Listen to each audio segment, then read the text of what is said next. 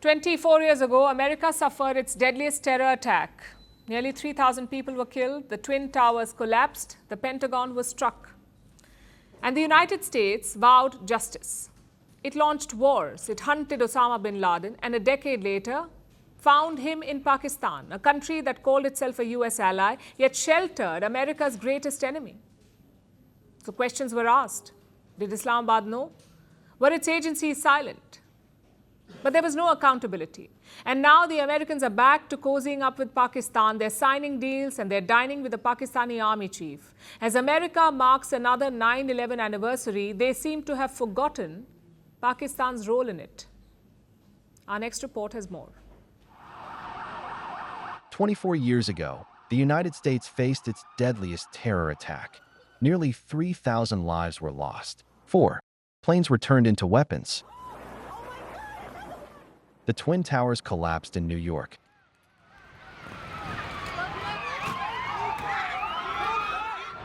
The Pentagon was struck.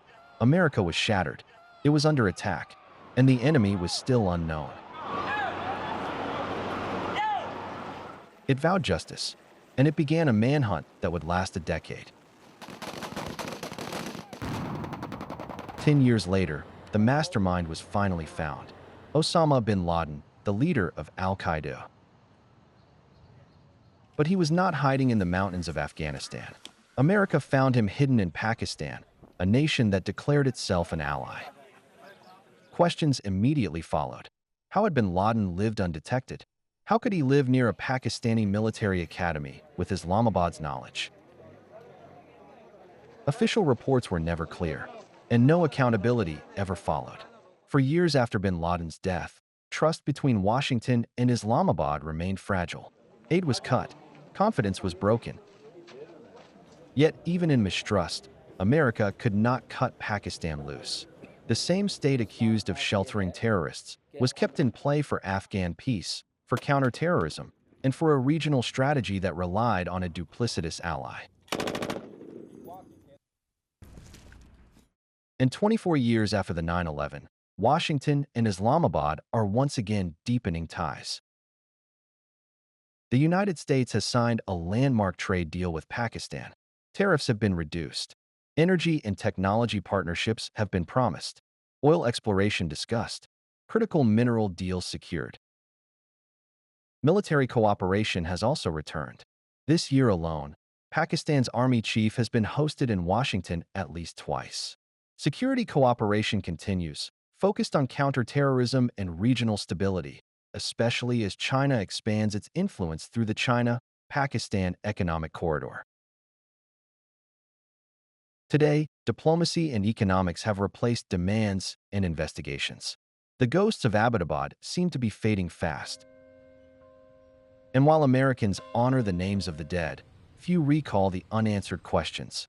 How an ally became a sanctuary for its most wanted terrorist, and why no one was ever held accountable.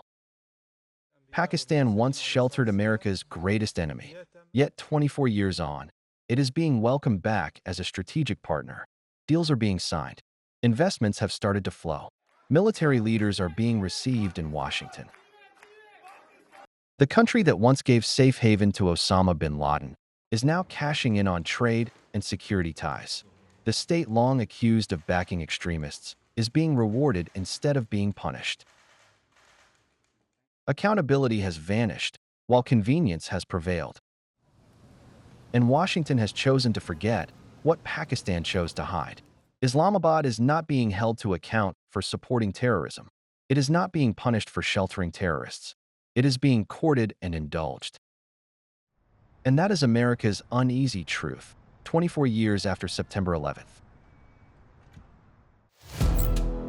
Firstpost now available in 9 languages on YouTube. English, Stands at $36 trillion. French, Le FMI, comme German, geschäftsführenden Direktor Hindi, $30 trillion ka karj ho. Indonesian, Pemerintah tanpa pemeriksaan. Italian, Sekali radikali. Japanese, $4 euro. Portuguese, Por causa do próprio balanço patrimonial. Spanish. Beautiful bill. Go to Settings, click on Audio Track and select a language of your choice. Be the first to know what's happening around you in your first language. Firstpost.